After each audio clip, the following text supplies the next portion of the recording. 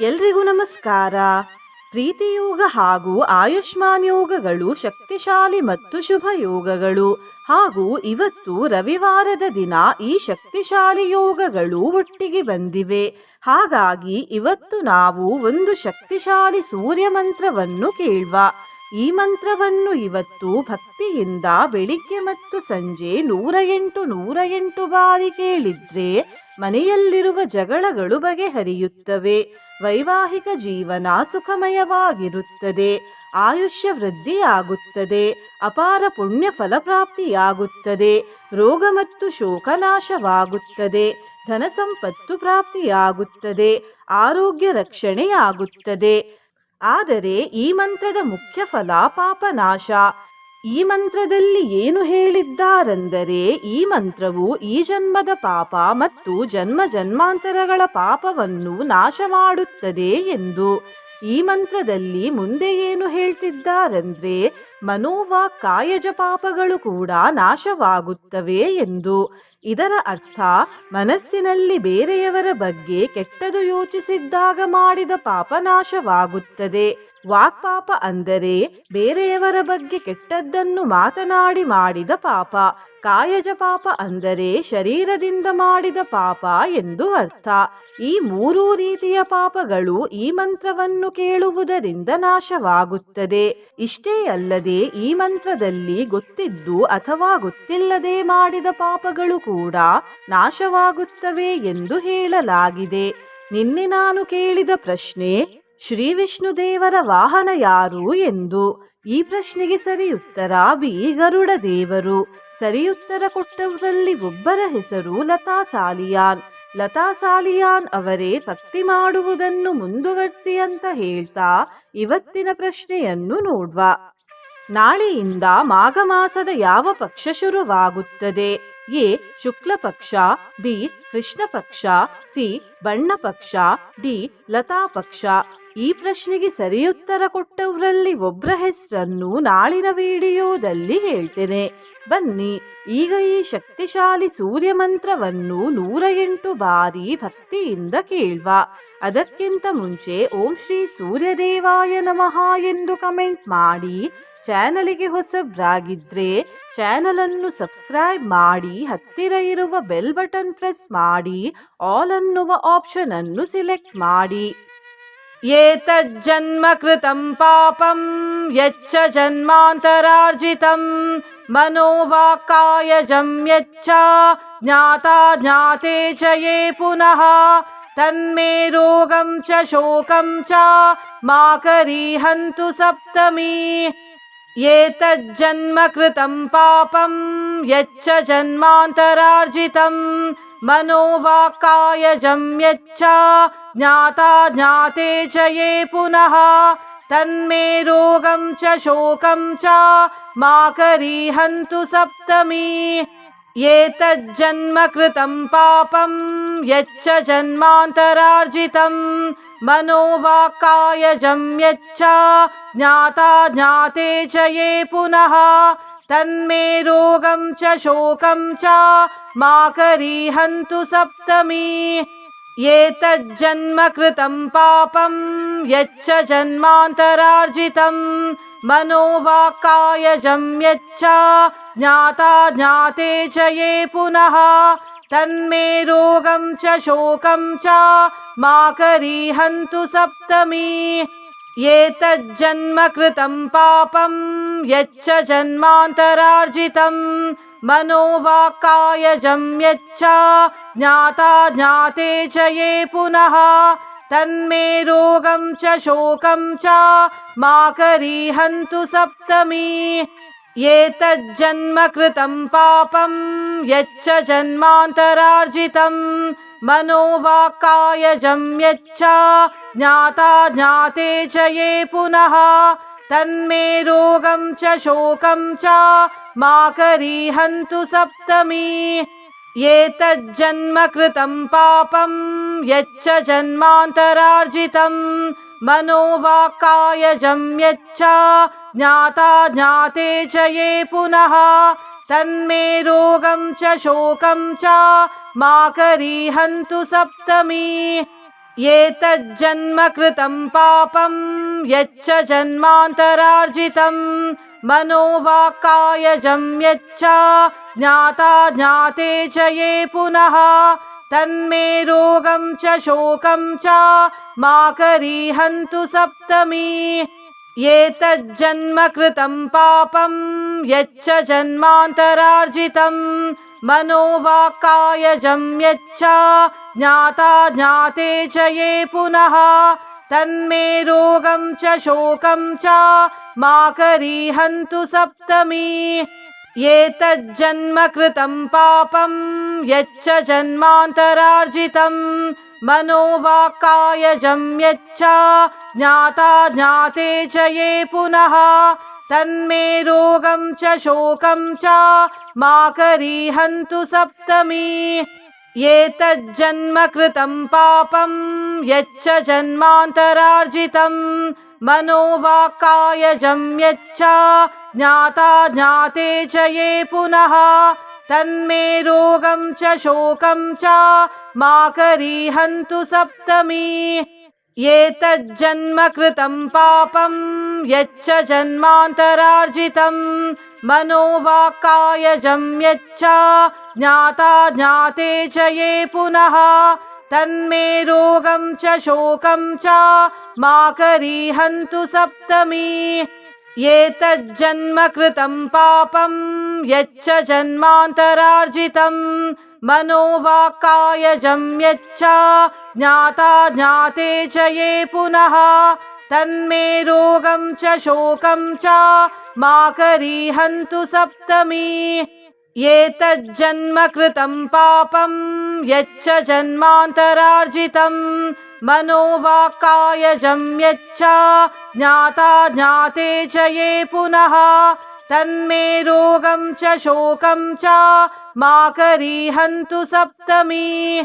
एतज्जन्म कृतं पापं यच्च जन्मान्तरार्जितं मनोवाक्कायजं यच्च ज्ञाता ज्ञाते च ये पुनः तन्मे रोगं च शोकं च मा करीहन्तु सप्तमी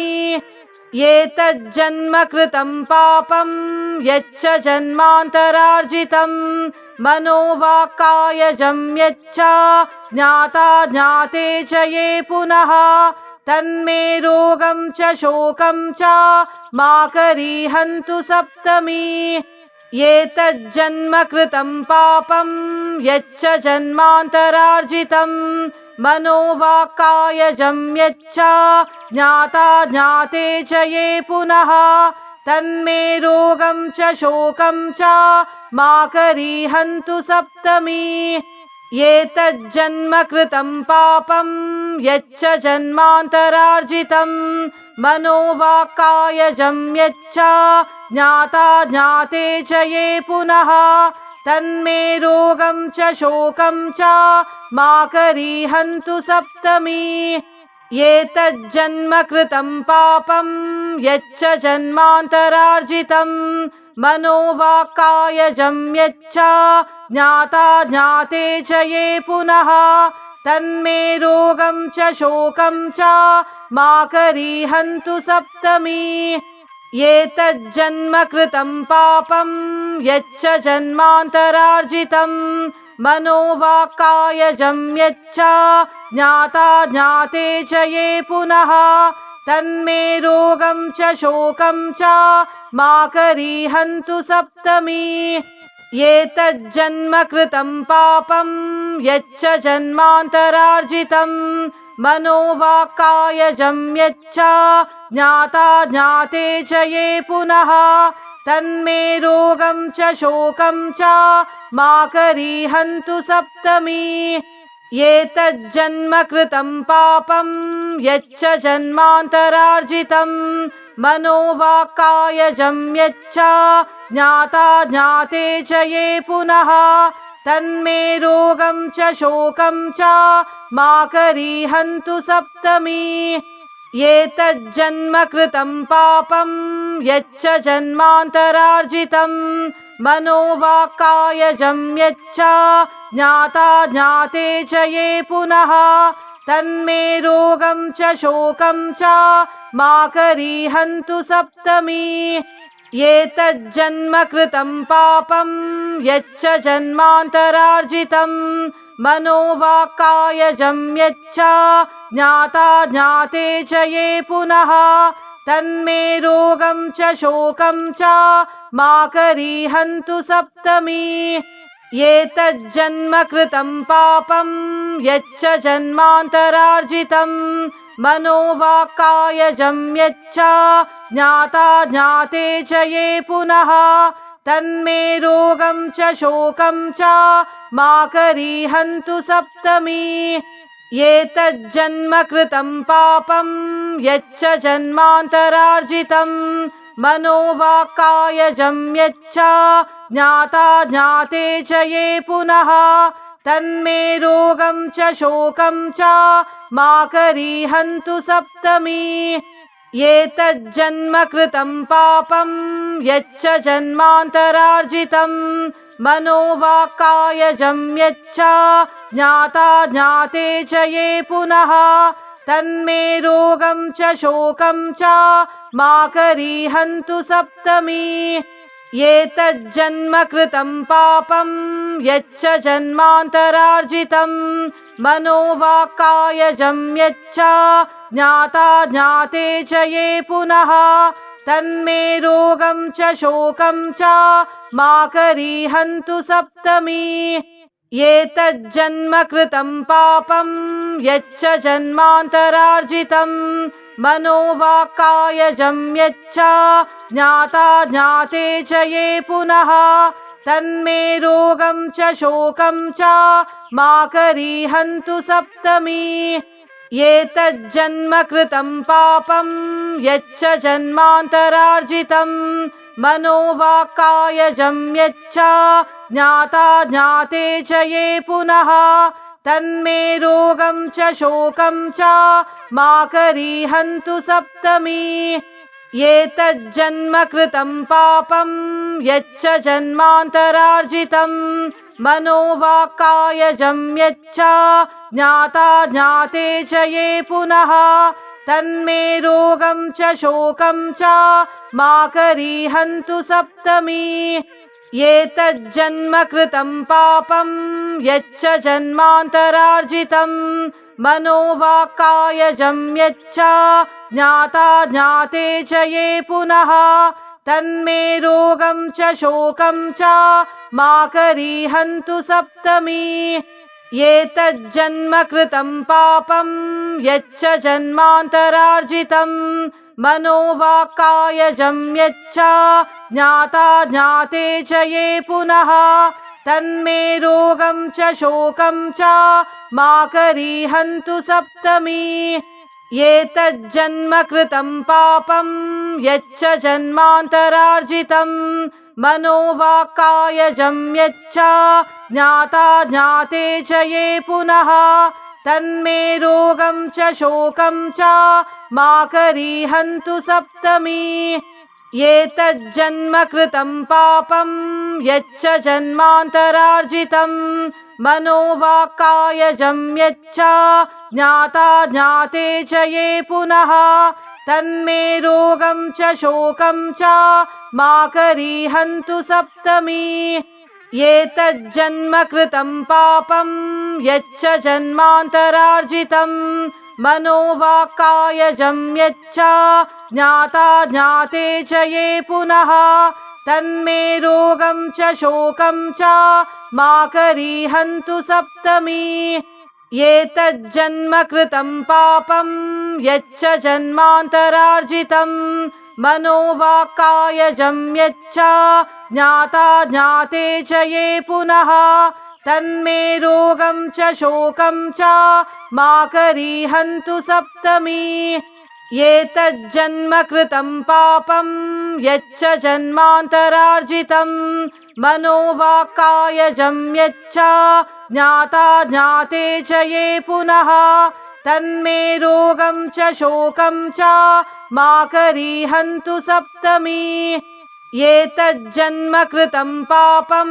यच्च जन्मान्तरार्जितं मनोवाक्कायजं यच्च ज्ञाता ज्ञाते च ये पुनः तन्मे रोगं च शोकं च मा करीहन्तु सप्तमी एतज्जन्म कृतं पापं यच्च जन्मान्तरार्जितं मनोवाक्कायजं यच्च ज्ञाता ज्ञाते च ये पुनः तन्मे रोगं च शोकं च मा करीहन्तु सप्तमी एतज्जन्म कृतं पापं यच्च जन्मान्तरार्जितं मनोवाक्कायजं यच्च ज्ञाता ज्ञाते च ये पुनः तन्मे रोगं च शोकं च मा करीहन्तु सप्तमी एतज्जन्म कृतं पापं यच्च जन्मान्तरार्जितं मनोवाक्कायजं यच्च ज्ञाता ज्ञाते च ये पुनः तन्मे रोगं च शोकं च मा करीहन्तु सप्तमी एतज्जन्म कृतं पापं यच्च जन्मान्तरार्जितं मनोवाक्कायजं यच्च ज्ञाता ज्ञाते च ये पुनः तन्मे रोगं च शोकं च मा करीहन्तु सप्तमी एतज्जन्म कृतं पापं यच्च जन्मान्तरार्जितं मनोवाक्कायजं यच्च ज्ञाता ज्ञाते च ये पुनः तन्मे रोगं च शोकं च मा करीहन्तु सप्तमी एतज्जन्म कृतं पापं यच्च जन्मान्तरार्जितं मनोवाक्कायजं यच्च ज्ञाता ज्ञाते च ये पुनः तन्मे रोगं च शोकं च मा करीहन्तु सप्तमी एतज्जन्म कृतं पापं यच्च जन्मान्तरार्जितं मनोवाक्कायजं यच्च ज्ञाता ज्ञाते च ये पुनः तन्मे रोगं च शोकं च मा करीहन्तु सप्तमी एतज्जन्म कृतं पापं यच्च जन्मान्तरार्जितं मनोवाक्कायजं यच्च ज्ञाता ज्ञाते च ये पुनः तन्मे रोगं च शोकं च मा करीहन्तु सप्तमी एतज्जन्म कृतं पापं यच्च जन्मान्तरार्जितं मनोवाक्कायजं यच्च ज्ञाता ज्ञाते च ये पुनः तन्मे रोगं च शोकं च मा करीहन्तु सप्तमी एतज्जन्म कृतं पापं यच्च जन्मान्तरार्जितं मनोवाक्कायजं यच्च ज्ञाता ज्ञाते च ये पुनः तन्मे रोगं च शोकं च मा करीहन्तु सप्तमी एतज्जन्म कृतं पापं यच्च जन्मान्तरार्जितं मनोवाक्कायजं यच्च ज्ञाता ज्ञाते च ये पुनः तन्मे रोगं च शोकं च मा करीहन्तु सप्तमी एतज्जन्म कृतं पापं यच्च जन्मान्तरार्जितं मनोवाक्कायजं यच्च ज्ञाता ज्ञाते च ये पुनः तन्मे रोगं च शोकं च मा करीहन्तु सप्तमी एतज्जन्म कृतं पापं यच्च जन्मान्तरार्जितं मनोवाक्कायजं यच्च ज्ञाता ज्ञाते च ये पुनः तन्मे रोगं च शोकं च मा करीहन्तु सप्तमी एतज्जन्म कृतं पापं यच्च जन्मान्तरार्जितं मनोवाक्कायजं यच्च ज्ञाता ज्ञाते च ये पुनः तन्मे रोगं च शोकं च मा करीहन्तु सप्तमी एतज्जन्म कृतं पापं यच्च जन्मान्तरार्जितं मनोवाक्कायजं यच्च ज्ञाता ज्ञाते च ये पुनः तन्मे रोगं च शोकं च मा करीहन्तु सप्तमी एतज्जन्म कृतं पापं यच्च जन्मान्तरार्जितं मनोवाक्कायजं यच्च ज्ञाता ज्ञाते च ये पुनः तन्मे रोगं च शोकं च मा करीहन्तु सप्तमी एतज्जन्म कृतं पापं यच्च जन्मान्तरार्जितं मनोवाक्कायजं यच्च ज्ञाता ज्ञाते च ये पुनः तन्मे रोगं च शोकं च मा करीहन्तु सप्तमी एतज्जन्म कृतं पापं यच्च जन्मान्तरार्जितं मनोवाक्कायजं यच्च ज्ञाता ज्ञाते च ये पुनः तन्मे रोगं च शोकं च मा करीहन्तु सप्तमी एतज्जन्म कृतं पापं यच्च जन्मान्तरार्जितं मनोवाक्कायजं यच्च ज्ञाता ज्ञाते च ये पुनः तन्मे रोगं च शोकं च मा करीहन्तु सप्तमी एतज्जन्म कृतं पापं यच्च जन्मान्तरार्जितं मनोवाक्कायजं यच्च ज्ञाता ज्ञाते च ये पुनः तन्मे रोगं च शोकं च मा करीहन्तु सप्तमी एतज्जन्म कृतं पापं यच्च जन्मान्तरार्जितं मनोवाक्कायजं यच्च ज्ञाता ज्ञाते च ये पुनः तन्मे रोगं च शोकं च मा करीहन्तु सप्तमी एतज्जन्म कृतं पापं यच्च जन्मान्तरार्जितं मनोवाक्कायजं यच्च ज्ञाता ज्ञाते च ये पुनः तन्मे रोगं च शोकं च मा करीहन्तु सप्तमी एतज्जन्म कृतं पापं यच्च जन्मान्तरार्जितं मनोवाक्कायजं यच्च ज्ञाता ज्ञाते च ये पुनः तन्मे रोगं च शोकं च मा करीहन्तु सप्तमी एतज्जन्म कृतं पापं यच्च जन्मान्तरार्जितं मनोवाक्कायजं यच्च ज्ञाता ज्ञाते च ये पुनः तन्मे रोगं च शोकं च मा करीहन्तु सप्तमी एतज्जन्म कृतं पापं यच्च जन्मान्तरार्जितं मनोवाक्कायजं यच्च ज्ञाता ज्ञाते च ये पुनः तन्मे रोगं च शोकं च मा करीहन्तु सप्तमी एतज्जन्म कृतं पापं यच्च जन्मान्तरार्जितं मनोवाक्कायजं यच्च ज्ञाता ज्ञाते च ये पुनः तन्मे रोगं च शोकं च मा करीहन्तु सप्तमी एतज्जन्म कृतं पापं यच्च जन्मान्तरार्जितं मनोवाक्कायजं यच्च ज्ञाता ज्ञाते च ये पुनः तन्मे रोगं च शोकं च मा करीहन्तु सप्तमी एतज्जन्म कृतं पापं यच्च जन्मान्तरार्जितं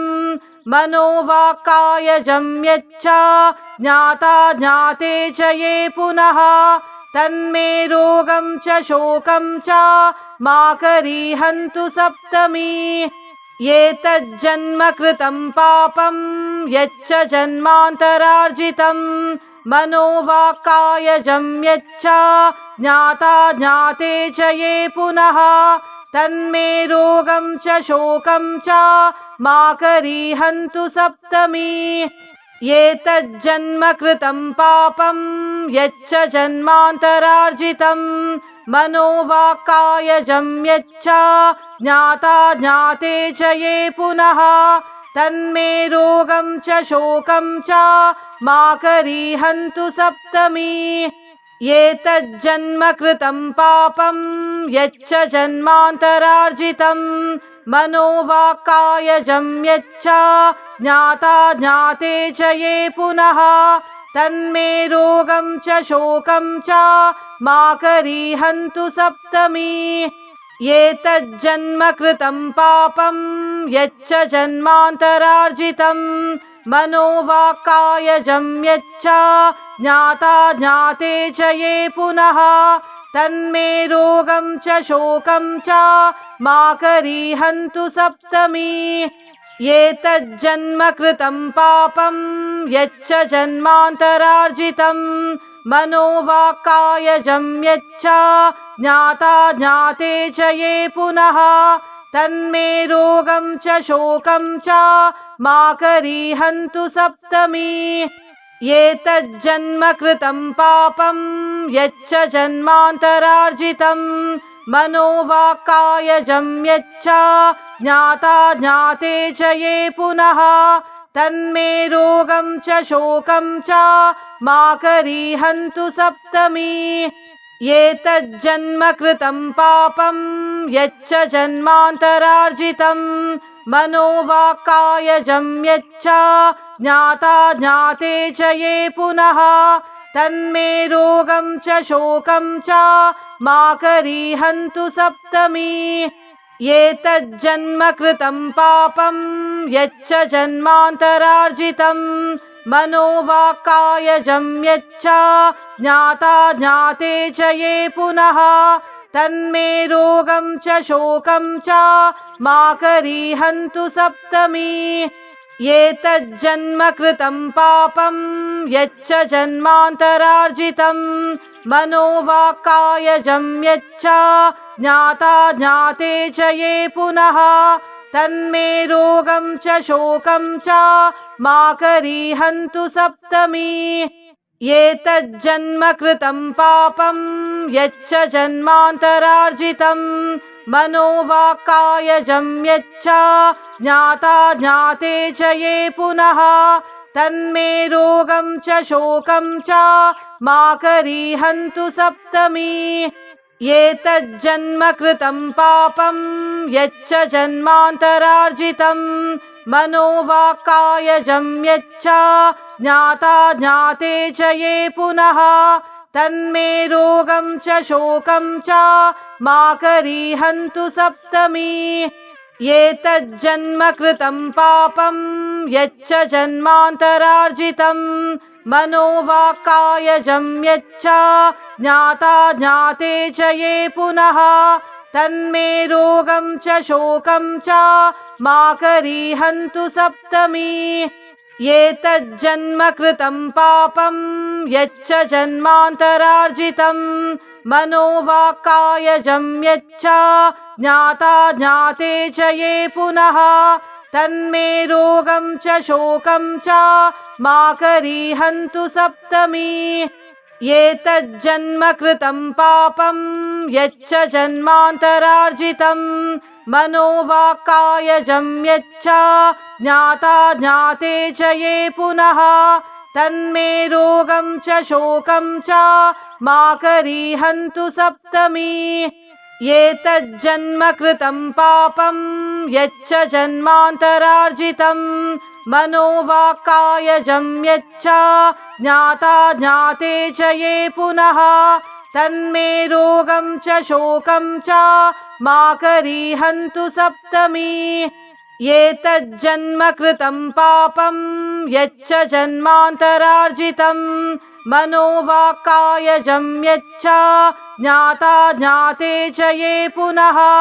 तन्मे रोगं च शोकं च मा करीहन्तु सप्तमी एतज्जन्म कृतं पापं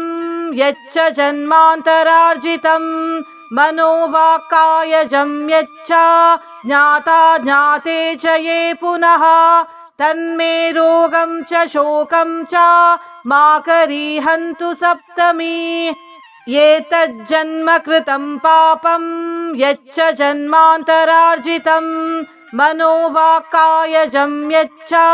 ज्ञाता ज्ञाते च ये पुनः तन्मे रोगं च शोकं च मा करीहन्तु सप्तमी एतज्जन्म कृतं पापं यच्च जन्मान्तरार्जितं मनोवाक्कायजं यच्च ज्ञाता ज्ञाते च ये पुनः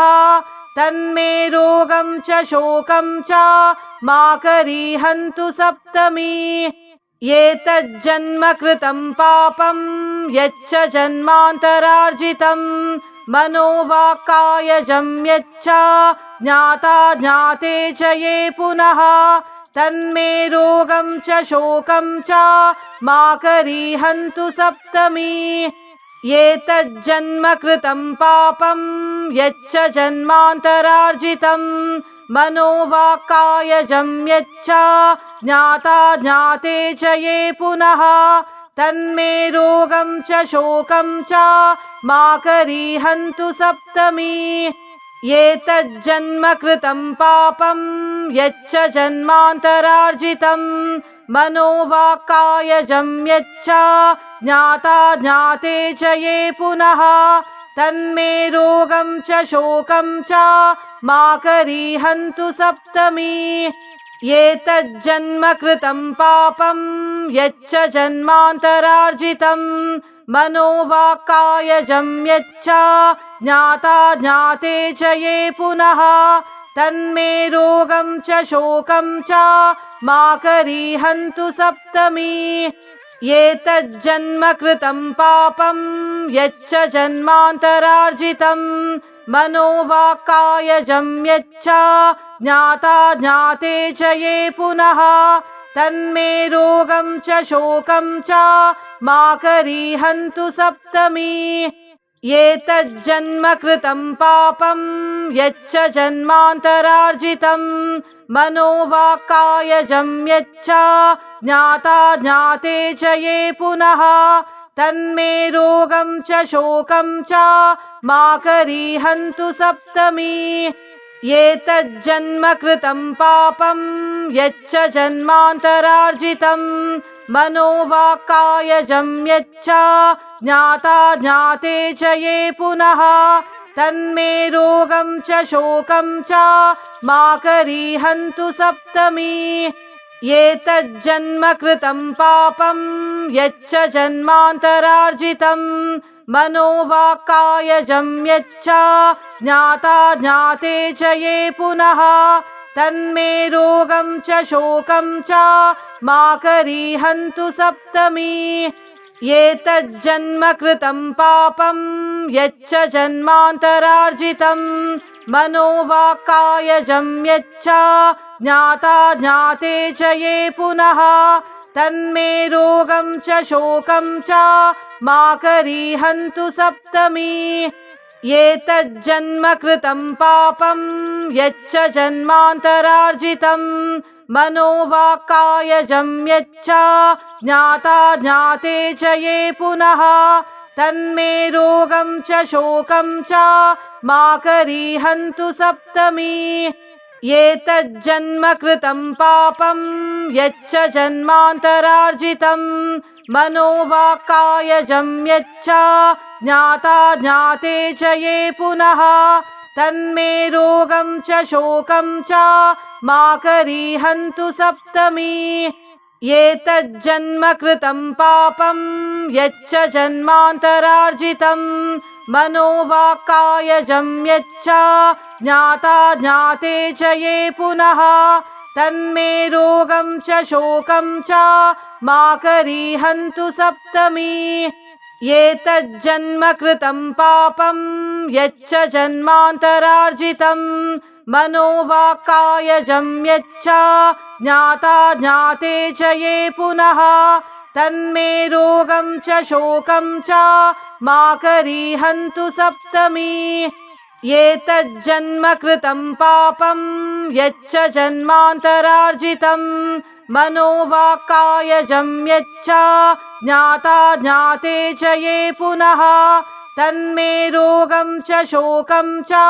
मा करीहन्तु सप्तमी एतज्जन्म कृतं पापं यच्च जन्मान्तरार्जितं मनोवाक्कायजं यच्च ज्ञाता ज्ञाते च ये पुनः तन्मे रोगं च शोकं च मा करीहन्तु सप्तमी एतज्जन्म कृतं पापं यच्च जन्मान्तरार्जितं मनोवाक्कायजं यच्च ज्ञाता ज्ञाते च ये पुनः तन्मे रोगं च शोकं च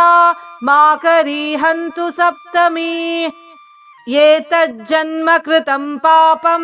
यच्च जन्मान्तरार्जितं मनोवाक्कायजं यच्च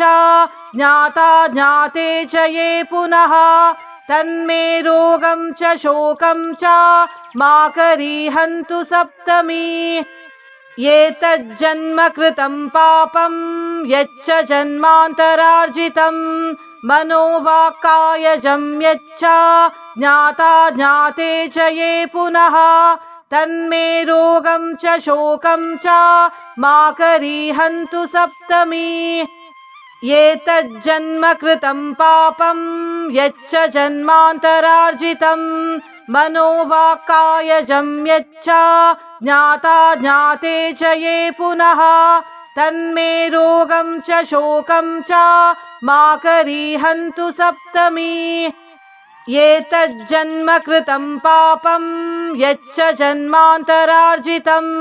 मनोवाक्कायजं यच्च ज्ञाता ज्ञाते च ये पुनः